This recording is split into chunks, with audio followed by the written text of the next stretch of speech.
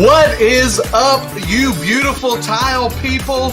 It is Friday, and Friday is a happy hour, the Tile Happy Hour, where we hang out and we talk about all things in the tile industry. Sometimes we'll dip our toes into other subjects, but we most of all promise to have fun and enjoy ourselves with the industry we love and the passion that we have. And John, happy Friday. You made it. I know you've had a rough week because you and I have talked this week. Do you have a beverage? Yes, I literally. All right. Well, then let me raise a glass to you. The week will get better. And cheers, friend. I've got, once again, my old famous or old favorite, the Jameson. Not sponsored, but we could be. That's it. We will be. I like you. I like your drink cam there. Pretty cool. What'd you get? Wow, look at those. Yeah, we got a lot of goodies over here. Got some Tile Happy Hour coasters, because can you really have a happy hour if you don't have a place to put your drink? When that gets tarnished, you just flip it over and you got our ugly mugs on the other side. That way you always know how to find us. Well, and if you're watching live, go ahead. What was that? No, it's actually a good dartboard also. Yes. I played darts the other day, and I actually had a good time. But it's a great way to find us, because hopefully you're watching live now, which we are uber excited about. And we want to talk to you because this is not our show. This is your show. We've already got a comment from LinkedIn. Lori Rose, yes, let's rock and roll. John's a little bit rock and roll. I'm a little bit country, and we promise to have a good time and just go through some stuff with the tile industry today. And if you're watching live, we want to hear from you. We want to know what you care about in the industry today. If you're not watching live, I mean, not dead, but you know what I mean, on a playback, we still want to hear from you. There's a comment section. Hit that like button. On either channel, wherever you are, hit a subscribe button. It doesn't cost you any money. It's true. I promise. LinkedIn. And we'll get back to you, answer your questions. John, tell us a little bit about your week. I can't. It's been a lot. It's been great. Yeah, this is a PG show, right? So okay. No, it's been a great week. It's been pretty busy. This week has been engulfed with the HD Expo, Hospitality Design Expo. Vegas. So that's a really big industry event, and just things in general have been really crazy. This has been, I thought last week was busy. This week was busier, and it's just amazing. So it's good to say hello to everybody in LinkedIn land and Twitter land and Facebook groups and YouTube. And YouTube, my favorite platform, YouTube. John, I want to brighten up your week. I had something happen this week that has never happened before and probably will never happen again. But I'm not bragging by any stretch of the imagination. Sure. But I had a fellow industry person reach out, and their daughter was enjoying our channel. Wow. And I wanted to give her a shout out to thank Ellie for watching and learning. And Ellie, I'll throw this picture. She's got a picture. Look at that. How we're on either side. She's got a picture of my face on her water bottle, wandering around somewhere in California. And what I love is she sees how crazy, stupid, passionate I am possibly about the tile industry. And my wife says, I think Ellie's 9, if I remember correctly. That's about my maturity level. So you guys can relate. I just love doing what I do, and I have fun doing it. And so I just want to tell whoever's out there listening, if you're not enjoying your job, find something you're passionate at and do it to the best of your ability, and you won't work a day in your life. I don't remember who said that, but it's great advice. So I just want to give a shout out to Ellie. Thanks for liking the channel and jumping in. And hey, maybe one day we'll do a live broadcast and you can be our reporter on the street. Well, I'd like to say hi to Ellie and thank you for being a fan of our show. That's good news. And yeah, if you if you don't like what you're doing, it's work, right? if it's a passion, then it's different, right? And absolutely. And we both have a passion for the industry, and we have a lot of experience in the industry, and there's a lot of great people. So even though it's a lot of energy, I don't consider it work. I consider just consumes a lot of energy, right, to do, but it's very rewarding because we're in a great industry, and it's really good to see people, for example, like at the HD Expo, the covering show, all these shows that are going on in the industry. It's really pretty cool. And you know what today's day is? Tell me. Well, I do know what today's day is. So is it Cinco de Mayo? Yeah, I was wondering where you're going with that. Yeah. And just to let everybody know, this is not scripted. This is live conversation here. So yeah, I know it's kind of hard to believe. This is such witty conversation.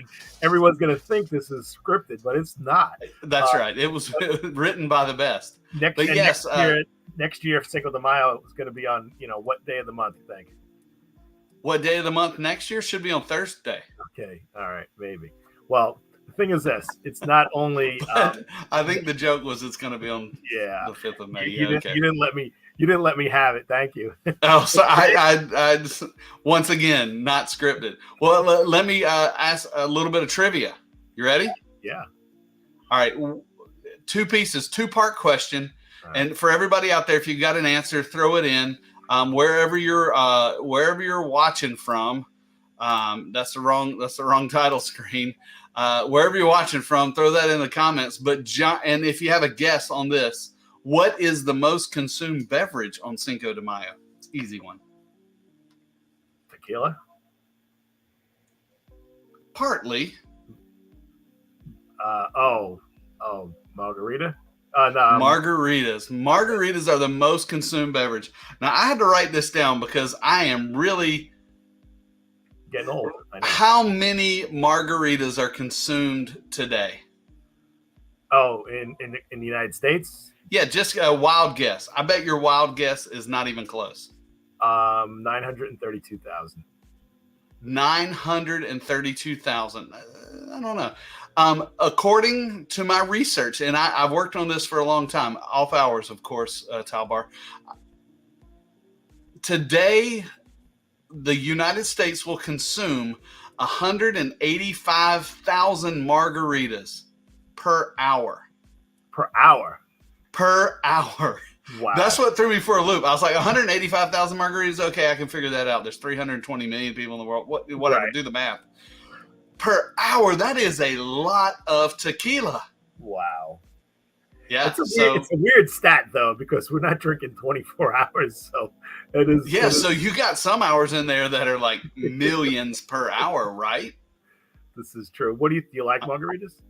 I do like margaritas, and I thought about it, of course, late, and I was like, I should probably have a margarita for the show today since it is happy hour, but I didn't think about it in time. When I went out earlier today, I didn't think about the grocery store. I guess I could have bought one of those cheap margaritas in a can, but I did not. Yeah, that's not worth it. Well, I could save the day for you. Save the day. You still haven't had dinner yet, I presume. I have not. All right. Today is also National Hoagie Day. Now, being a New Yorker, I don't think I've said the word hoagie more than 3 times in my life, and it really doesn't feel right. I don't feel. What is that? What is a New York hoagie? Well, there's no such thing as a New York hoagie, but a hero. Is it a sandwich? Is it just a sandwich? Hero? No, it's called a hero. And I know hero. I grew up with a hero, and no, it's weird because people from other places like, what do you mean, like Superman, Batman, and we didn't grow up. So hero doesn't make much sense, but it's very normal for But hoagies, and then there's what about where you're from? I think a sub. Call it a sub. But I guess since it's Cinco de Mayo, it's called a taco. Yeah, well, yeah, probably. But out of all of them, hero, sub, grinder, right? What else is there? Grinder, yeah. I think the one that really makes sense, again, I can only say hero. I will never use any other, but I think sub makes the best sense because it looks like a sub. Yeah. All right. Well, let's round it back out to Cinco de Mayo and our topic for the joke of the day. You ready? Oh, you got Why did the tile celebrate Cinco de Mayo? Wow, don't know. Because it wanted to show off its Mexican style design and prove that it's not just a square. Wow, I wish I had a sound effect for a badump, but I don't. Yeah, the sound effect would be a car crashing into a train. So that is the tile Cinco de Mayo joke of the day. And John, I know last week was HD. I've never been to HD. Can you give me a brief overview on kind of what that expo is about? I know it's not the same as coverings, but a lot of our team was at both. So why is that? Yeah, well, it was this week actually at the Mandalay Bay Beach Resort in Vegas. I guess it's on the Strip. I guess it's on the south end of the Strip. Yeah, it's right at the end of the Strip. I've stayed there a few years ago. And it's called HD Expo and Conference. It's actually a really big show. It's about 600 exhibitors. Plus, there's vendors, suppliers, manufacturers, and it's geared towards, and I think it's either created by or sponsored by or in affiliation with Hospitality Design Magazine. I assumed it's the same entity, but maybe it's not. But I know not Home Depot. No. See Home Depot. When I see HD, I'm like, we're going to Home Depot. Yeah. So HD Expo. So if you're a hotel operator, purchaser, developer, architect, designer, specifier, you're going to be at the HD Expo. Basically, hotel, restaurant. That's when we say hospitality. That's what we mean. So all the big guys are there. If you can think of a hotel brand, their team is there scouring. It's really it's interesting because it's a show. It's not a show where a distributor is going to go to find new product. It's the other way around. It's a shopping experience for the specifiers. So covering, that's where it's different. Coverings, for example, or Chevy Sama in Spain or Tresai in Italy, those three tile shows are primarily for importers, buyers, suppliers, distributors to go and find the newest products. And a lot of those times things aren't even developed yet. Sometimes they're doing research, these factories. So it's like a trickle down almost. It's like now they're buying this and now they're presenting kind of what they bought or something else to the next end user almost, or designer for the end user. Exactly. So that's actually a good way of putting it. This HD Expo show is not it's an end user show, where the coverings and the other trade shows are to the trade who aren't the end users. They're just deciding what they're going to represent. So the HD Expo, you will see, it's like the biggest thing in the world when you see the badges of the Hilton Group or whatever, like these firms come into your booth. That's like a really big deal, and you're always looking out for who's coming into your booth, and you get buyers, and there's some really big players there, and it's actually, some people say, why don't they switch it up and not have it at Vegas every year? And their official reply is, why? We love Vegas. Literally, they love to have it. It is really cool. Mandalay Bay is a big resort. It's I think it's number 10. It's like a 10 or 11 acre facility. It's huge. Yeah. And it's the 10th largest hotel. Really? Yeah. Take a guess. How many hotel rooms? You have any clue? I would say in that complex, probably 4,000. That's pretty close. So they're number 10 on the list. Number 1 is the MGM Grand. Have you been there? I have walked past it on the Strip, but I've never been in. I do not believe. So how many people are in your little town where you live? Little town? I live in Raleigh. I don't have any idea. Okay. Well, I know the town I grew up in was 22,000. Okay. So MGM Grand has 6,852 rooms. And just think about 7,000 rooms. That's crazy. Times 1, 2, 3, 4, 5 people per room, and just think of all the visitors. I mean, it's really amazing. Well, I mean, you think you've at least got 2 people per room. That's 14,000 people in one building. And just think of all the workers there, all the visitors. Oh gosh, having a little trade show, the gamblers. And everybody's still hanging out in the casino, smoking it up, which is crazy to me. But yeah, well, you got to figure 20. It could be 25,000 people in the building at any given time if there's that many, right? Between employees. Absolutely. And guests. I mean, yeah, it's amazing. So you'll have operators of properties go to the show. It's not a tile show. I mean, tile is heavily represented because tile is a big part of buildings, particularly hotels and restaurants. So, but you'll see, outdoor furniture, products for, carpeting and other flooring, but you'll see things, safes, for the room, anything to do with hotels or restaurants, you will see there. And it's amazing. It's really a great show. That's why they didn't invite us for the shows, because it's more than just tile. Is that right? Or did we get an invite and we had to decline because it was? I got the invite. I don't know about you. Oh well, okay, good. I bet you did. But yeah, it's a great show, and it's really so. Tile Bar, we had around 30 of us probably were there. Great team. We had some of our signature designers that design lines for us that were there. Yeah, showing some new lines, so that was pretty cool. And well, I know we've got some more assets for that, but before we jump on, what do you know about tile waterproofing? Tile waterproofing. Well, I think I know a fair amount about it, but in what context?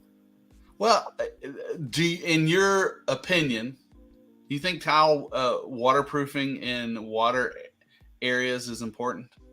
Well, it's important, but I think the big question is tile inherently itself, in many, many cases, is waterproof, like a glass tile, right? A porcelain for the most part.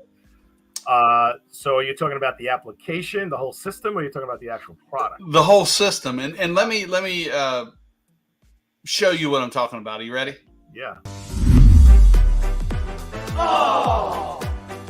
You're sure this is waterproofed, right? Of course it is. I have been doing this 25 years.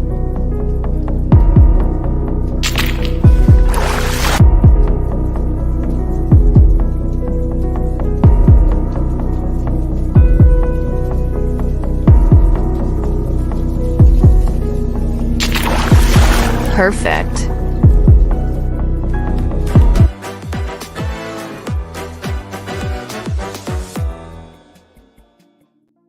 Oh my God.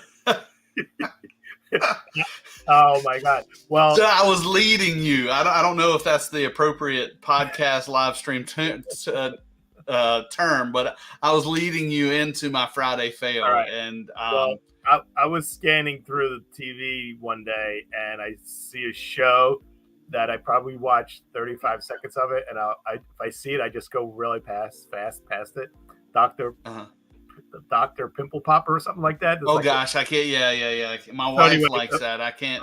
No, I can't. And I can't. So anyway, a couple of those reminded me of that show. Yeah.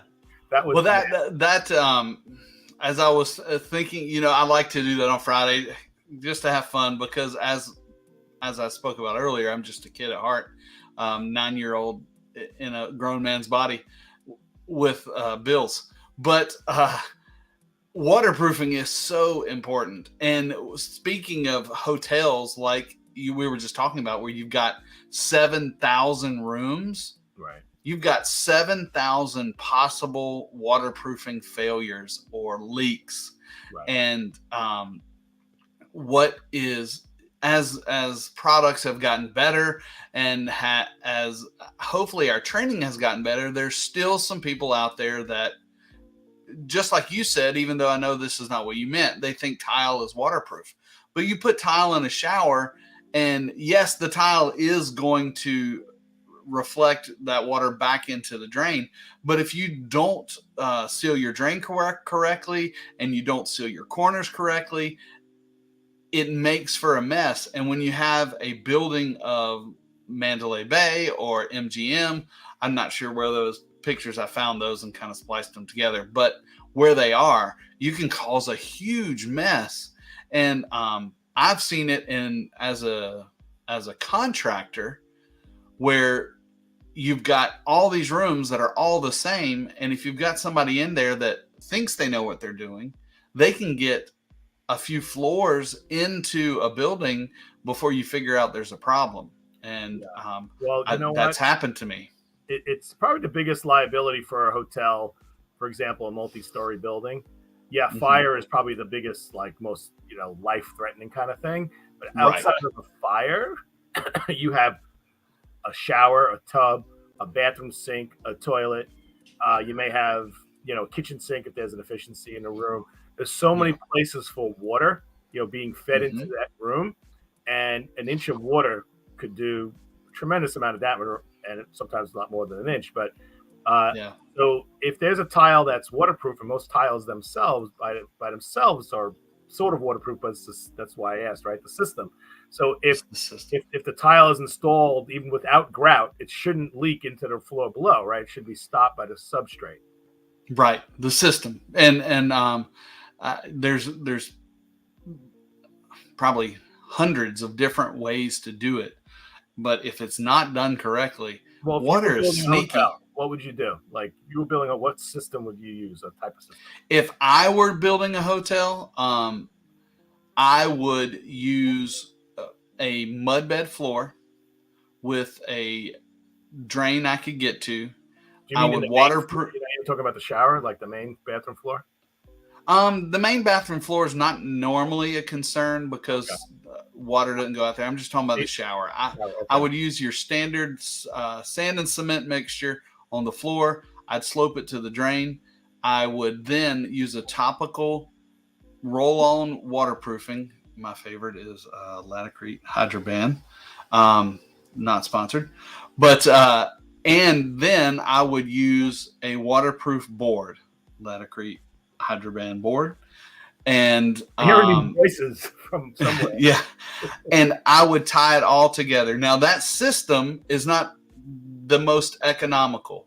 I just say it. It is not the cheapest system, but in my opinion, it is the easiest to install, and it works.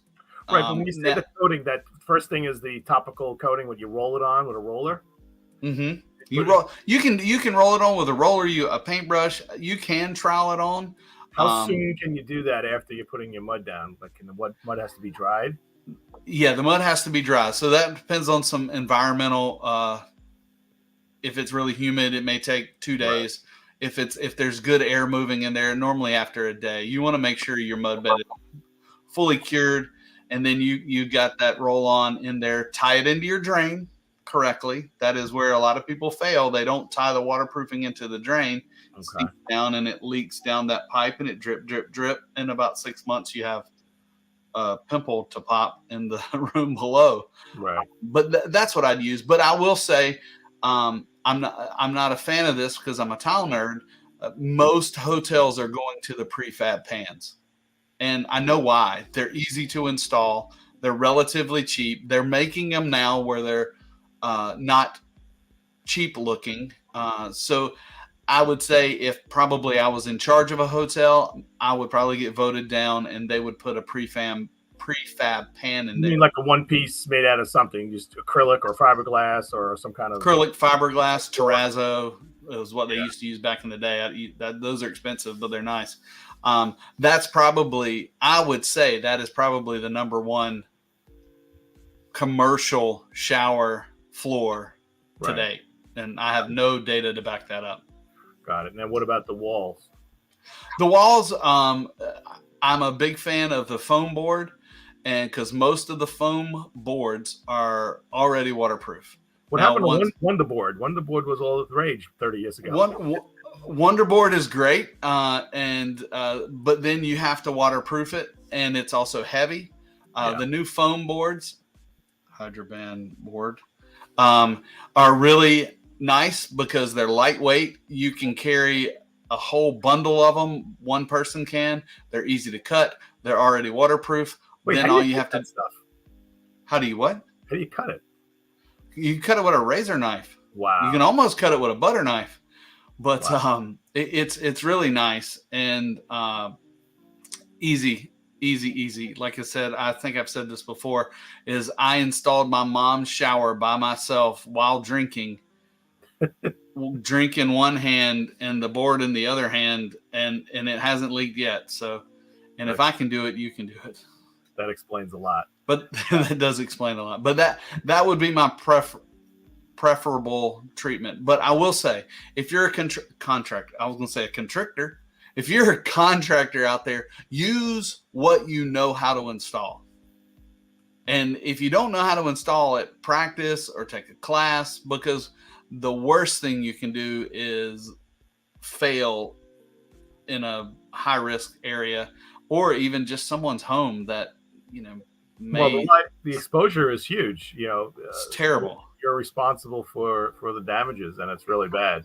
So yeah, it's really good advice to do that. And I find that these high rises really, they've all the big players have been through it all, right? They've been through damages. So I think they're pretty much on the cutting edge, and they're always looking for new techniques. You just got to be careful, on the back end, so the installer doesn't cut corners or follow instructions properly.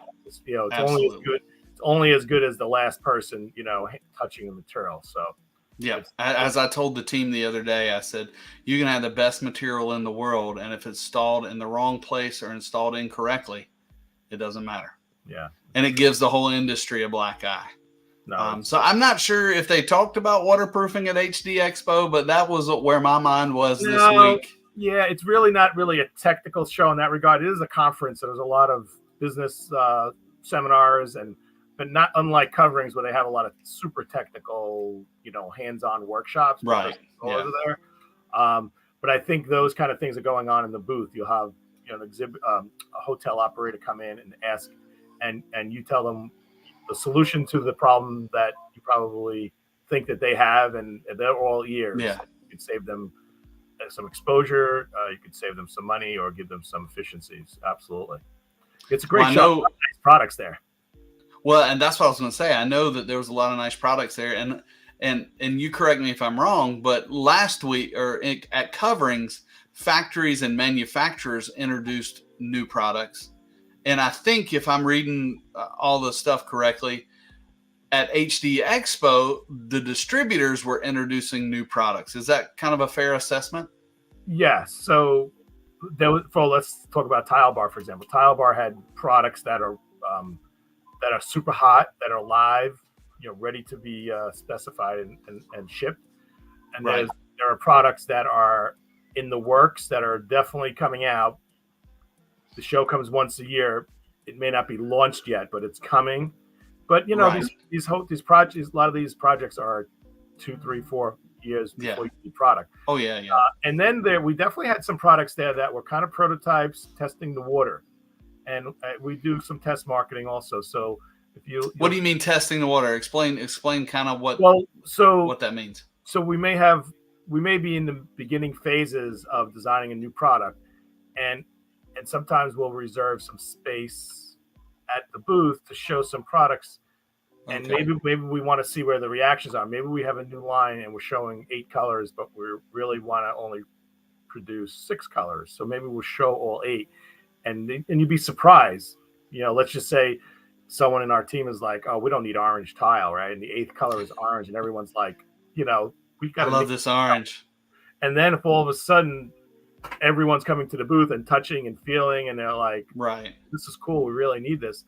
So we are often pleasantly surprised. It's kind of market research, really. And here you have all the players in the entire industry all in one room, for a few days. And so it's really good to start market research. It's really cool. And so what you're saying is that's not just us doing that. We're not just, that's kind of every vendor that's there is.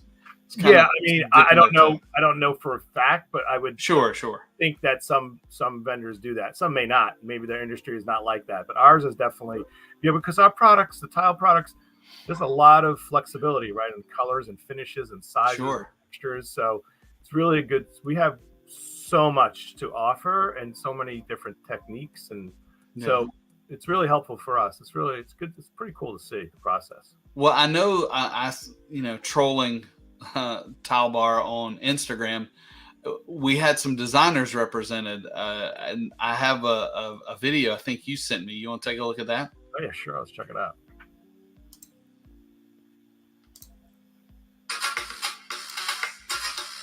Now this is Elizabeth Sutton.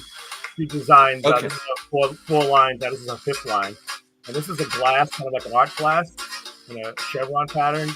Super fun. Wall tile only. Mirror glass, lots of color. She's definitely all about color, and you can see here. Yeah, I see. She's wrong button. Not only about color in the tile that she's chosen, but also seems to be very vibrant. And I'm assuming that's her design style. No, I'm a dumb contractor, so tell me, tell me a little bit. We're obviously not sponsored by Tile Bar, but we know a lot about it. How does that relationship work? So for example, Elizabeth Sutton is really, I believe she's a painter first. She's an artist overall. Oh, okay. Many different mediums, and somehow we became to know each other, right? And talked about, because we Tile Bar can go to a factory and have something designed for us. So of course we've designed things internally. The CEO of our company's designed products, phenomenal products. But often we'll have a product that's designed, like Stacy Garcia, who's well known in the hospitality world. She does designs wallpaper, fabrics, things like that. Right. And so we'll have designers design for us, and sometimes they're not tile designers first. They're just designers, or they're creators, and they're very inspirational. And we create those lines and put out a line that's kind of our designer collection. So we have a bunch of designers that are doing that, and it's very, very successful. And then it's fun because they come to the shows and they're there to show off their stuff, and everyone loves. Right. They're probably sick and I'm assuming they probably. I'm not saying they bring an entourage, but they bring some name recognition. Not only in the tile world, but the design world. And that is important to architects and engineers that are designing these hotels. What do you think the most common question someone asks a designer about the product on the wall that they designed? And they're probably sick of hearing. How did you come up with that? Yes, but in another way. What's your inspiration? Oh, yeah, okay. I'm not highbrow enough to know what that is. Yeah. I was conceived in a trailer park, so you're like, how you do that? Yeah, like how you do that? Where'd that come from? Did you make that up? So it's yeah, and but then the answer is I was on vacation with my friend in Venice on a gondola, and the sun was going down, and the colors. And I came up with Meta. That was her design. I don't know if that was her inspiration. Probably not. Probably a bad guess. But her Meta. Well, you've got to expect that as a designer. Just as I expect every time I meet somebody, they're gonna say, "I'm getting ready to do a backsplash. Can you help me with some tile?" I mean, it's the same thing. Well, sometimes their response may be money. I'm designing this line. I want it to be successful. And I mean, that's an underlying motivation, but sure. But inspiration is usually from something. It's usually something from nature, right?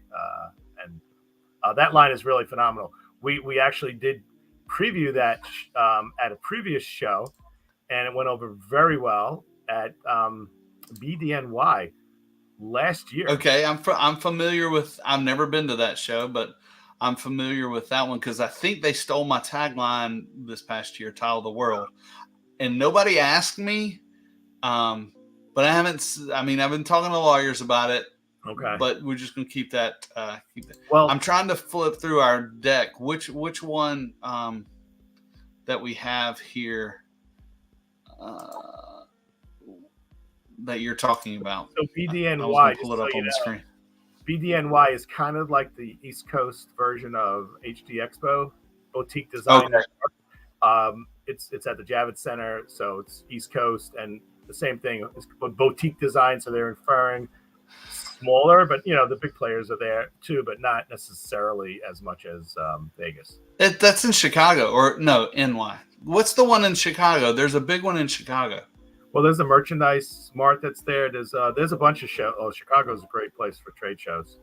Yeah, I remember when I was last time I went to coverings in Chicago, right after we were leaving the big one that rents that big building. I can't remember the name of it now. McCormick Place. I don't know the name of the show.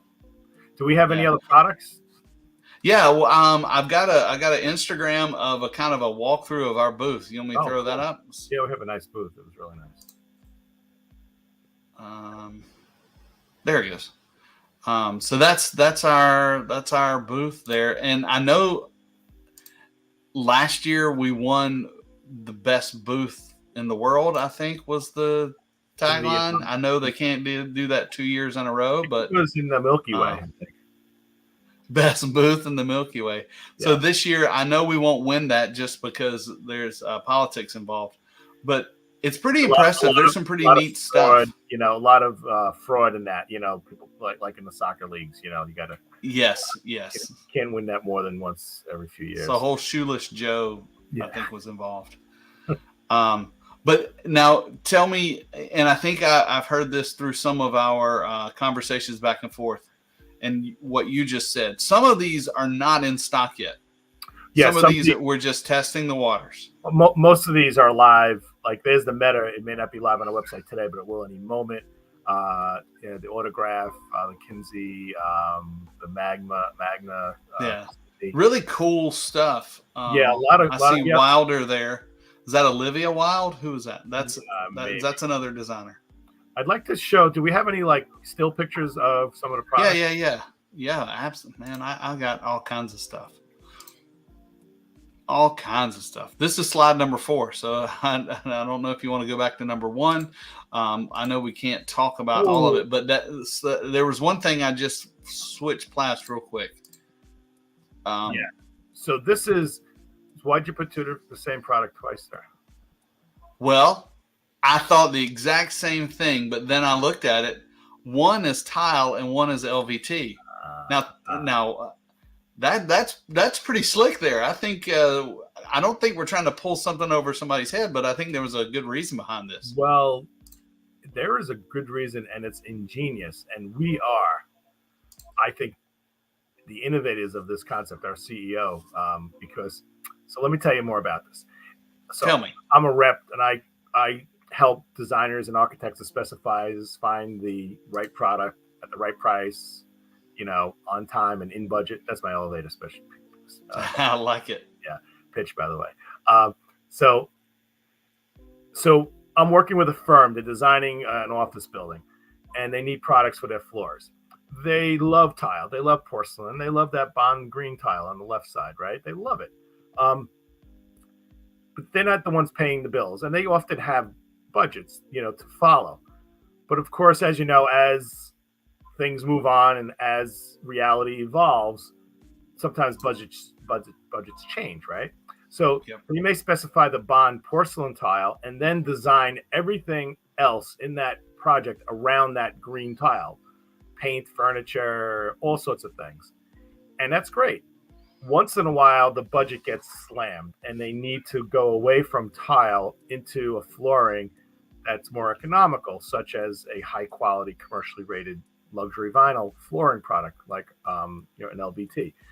So in this scenario, nothing changes except the cost of the material. All the designs can remain. So this is really ingenious. Really is amazing. Absolutely. So what I see in just coming from a maintenance and use perspective is where you're from, you have a lot of high-rise buildings. Right. And I would assume, just like we do here, you design the lobby that's street level and you spend most of your budget there. Okay. And so you could use all that on the first street level and then everything above it consistent, and all the other floors you can still have the same color scheme, but have I foresee that being a possibility. Also, you know what? That's really a number two reason of using this line is in an entranceway, you're not going to put, LVT on the first floor of a lobby in Manhattan. Just never going to happen. So, but the design aesthetic could remain the same throughout the building. Put the porcelain where you need it, in the entrance, in the kitchen, in the bathroom floors, whatever.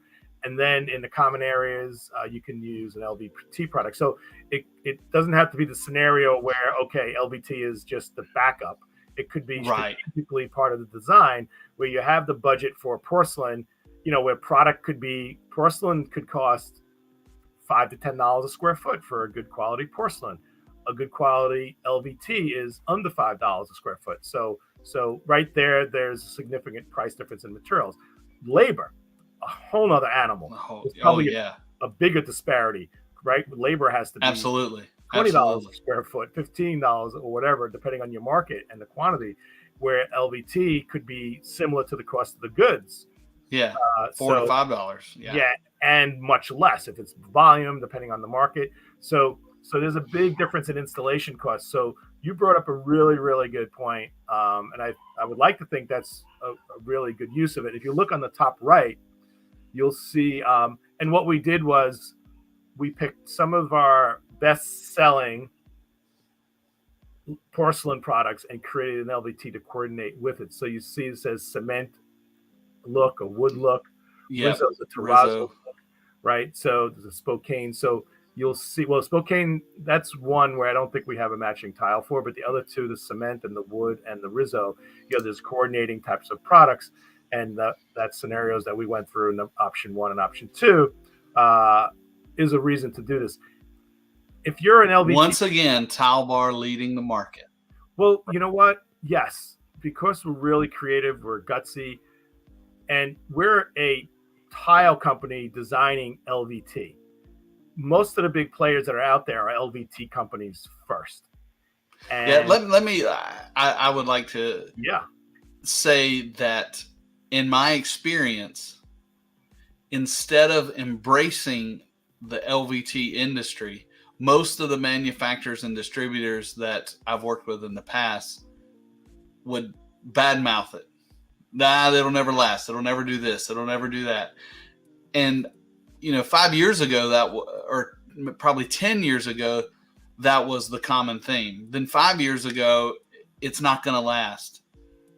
Innovators embrace the change and are nimble enough to pivot. And I think that is where you've got to continue to change. You look at, Ford's not still making the black Model T anymore. Right. They had to do something different. And I heard they're making it electric. That's what they're doing. Changing. Well, I think so. They're still working on the battery change out. So I think that's a great business model.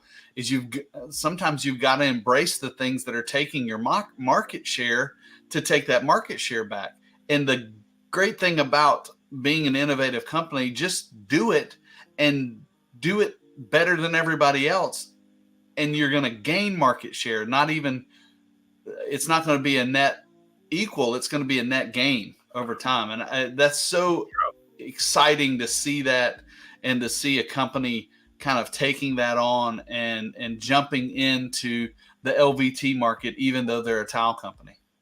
Right. And one of the reasons to point that out is that tile, in my opinion, has always been a higher fashion product, right? Designed by the Italians and Spaniards, right? There's a lot all over the world, but those are good examples. There's so much design and creativity. LVT, I think, started as a real super commercial, basic looking material that slowly started developing in, hey, can we make it look a little nicer? Where tile started off in many ways, in many countries, as a super decorative product. And so here I feel the tile world, or Tile Bar specifically, is making the LVT world better. We're taking our energy, our creativeness. For example, we're coming out with a line. I don't know if it's in any of our pictures, but Stacy Garcia designed an LVT line with the chevron pattern and a parquet look. And it is just amazing. So here we are. We're bringing our high style. I don't think it's any of these pictures. Well, I don't think so either. I thought Maybe those two at the bottom. Those two are it. So that chevron straight ahead in the middle, that's Stacy Garcia's chevron. Sometimes designers take an LVT or porcelain and they tell the installer, I want you to install it on a chevron and cut it. And they're like, yeah, great. And then they start. I'll be glad to do that. I'm just going to triple my cost. If you're lucky, triple, right? Yeah. And it's insane. That is an LVT tile that is literally 12 inches wide by 48 inches tall, I believe. And you don't know where it starts and ends, and it looks amazing. Look how nice that is. That is so cool. And it's funny because I looked at those pictures briefly before, and I didn't even notice that was the LVT. That's how good it is. Yeah, I agree. I think the innovation of that is, once again, it's bringing that LVT into a, gosh, I can't think of the word now. When you cut your budget, it's gone from a budget cutting material to a specified material. Yeah. Can you enlarge that a little? Because I want to show on the bottom right. You'll see that's a 12-inch. That's LVT on the bottom right. That's a Stacy Garcia line. And it's 12 inches by 24 inches. You wouldn't know by looking at that. You couldn't tell what that is. And if you look at the pattern, it kind of mimics a parquet floor with, I think, 3 planks, about 4 inches wide, about 18 inches long, and then 20 inches long, with a 4-inch horizontal piece, and then you put them all together, and it creates this parquet pattern. And then what you don't see, actually you do see it on the left of that board. You'll see a plain piece, so it comes in planks also. So you could design, say, a hotel or a lobby or some kind of amenity space with LVT with that parquet pattern. But then maybe in the hallway you don't want to do the parquet, you want to do just planks like of wood, just like right. And so there's a lot of different options on that, and I'm glad that we had pictures of that, because that's a really super, super good example of Tile Bar elevating the luxury vinyl world. And we call it LVT. I kind of call it luxury vinyl flooring, because I don't even look at these as tiles. I just look at it as flooring, luxury vinyl. Yeah, and there's, I was on a call the other day. They were arguing about luxury vinyl tile versus luxury vinyl plank. I'm like, it's the same thing. It's just, a plank just designates the shape, really. Right. I had one more video kind of showing the outside of the booth. Let's watch that, and then we'll close up our HD talk. Let's see. Pull that in. Bam. I don't know why there's music. So this is the outside of the booth kind of going in. There's some people we recognize. So it's a pretty big facility also. I don't know that I've been in the convention center at the Mandalay Bay. Yeah, it's really great.